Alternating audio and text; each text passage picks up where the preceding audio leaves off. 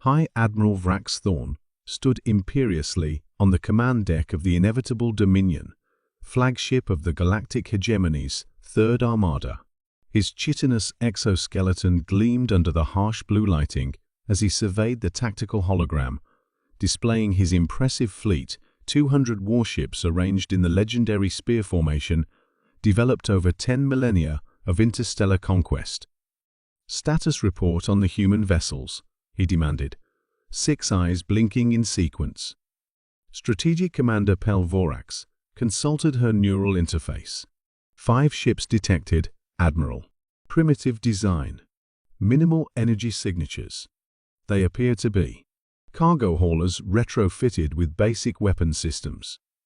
A ripple of amusement passed through the command crew.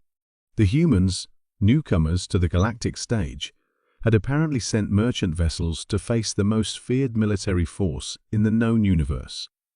"Open communications," ordered Vrax Thorn. "Let us give these primitives one chance to surrender before we make an example of them." The main view screen flickered to life, revealing a human female with dark skin and silver-streaked hair. She wore no uniform, just a simple black jumpsuit, with a small patch reading UNDF Carson. "This is Captain Maya Rodriguez of the United Nations Defense Force," she stated calmly. "You are trespassing in Sol-controlled space. Please state your intentions." Vrax Thorn's mandibles clicked with amusement. "I am High Admiral Vrax Thorn of the Galactic Hegemony. Your species has refused our generous offer of protected status within our domain. We have come to adjust your perspective." He paused for dramatic effect. "Surrender your vessels and prepare your planet for immediate occupation or be destroyed." To his surprise, Captain Rodriguez smiled. Not the fearful grimace he expected, but a genuine expression of, "Was that amusement?" "With respect, Admiral," she replied, "I suggest you reconsider." Vrax Thorn's secondary hearts pulsed with indignation. "You face 200 of the most advanced warships ever constructed. Your 5 vessels stand no chance. This is not a negotiation." The human captain glanced off screen briefly, then returned her gaze to the camera. "You're right about one thing, Admiral. This isn't a negotiation." Before Vrax Thorn could respond, Strategic Commander Pelvorax interrupted urgently. "Admiral, we're detecting unusual energy readings from the human ships. They're changing." On the view screen, Captain Rodriguez's smile widened. "You see, Admiral, humanity learned something important during our own bloody history. Appearances can be deceiving." The tactical hologram suddenly flared with warnings as the 5 human vessels began to transform. What had appeared to be crude metal hulls dissolved, revealing sleek, predatory forms beneath.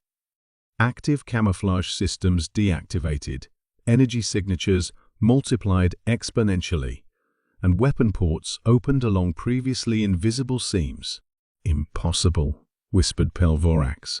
"Our scans should have detected."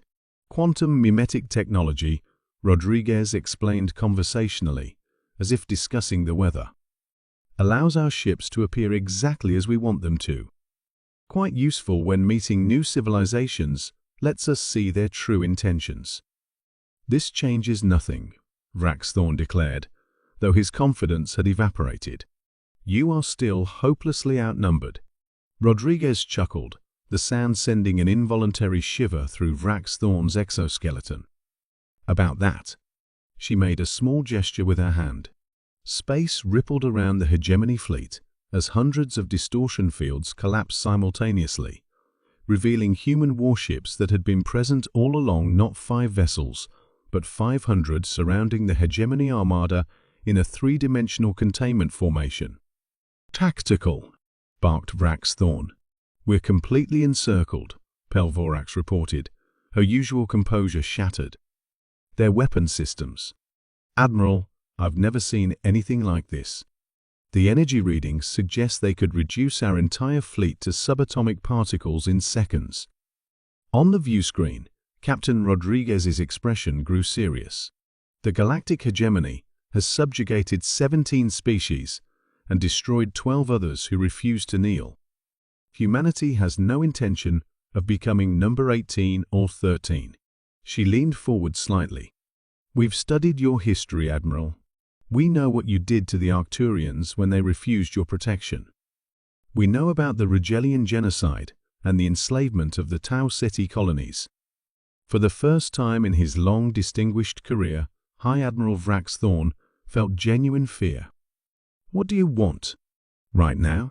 For you to leave Sol Space immediately and never return. Long term? Rodriguez shrugged.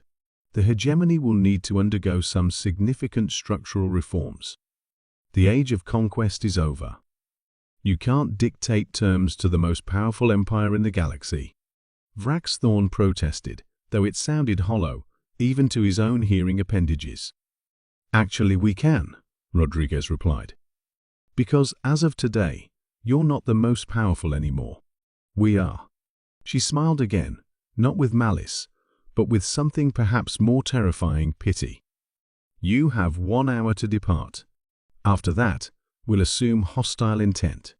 As the communication ended, Vrax Thorn stared at the tactical display, showing his proud armada completely surrounded by human warships that had been invisible until moments ago. The hegemony's military intelligence had catastrophically underestimated this species. Set course for the Ketsarai homeworld, he ordered quietly. Maximum speed.